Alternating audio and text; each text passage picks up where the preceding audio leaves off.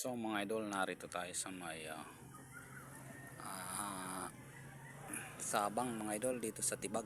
Ayan yung flood control dito mga idol. Maayos naman yung ating mga flood control. So narito rin nagtago yung ating mga bangka mga idol. At dahil sa sama ng panahon, ayan sila mga idol. Oh. Ayan, so ang ganda nung kanilang tagawan ng bangka mga idol. So ito yung bukana rito mga idol. Dito sa Tibag mga idol. So pinagpapagitan ng Castillo at Sabang mga idol. So ito naman mga idol yung tulay, hindi pa matapos-tapos. Ayan o mga idol. Ayan, wala pang approach mga idol. Ayan o, di pa nalalagyan. Magkabilang dulo yan mga idol, wala pang approach yan. Di pa rin natatapos. Kailan kaya matatapos yan mga idol? So para mabilis ang biyahe natin puntang Castillo.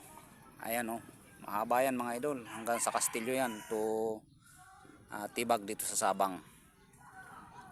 So ayan mga idol, kung makikita nyo. So sana matapos na to.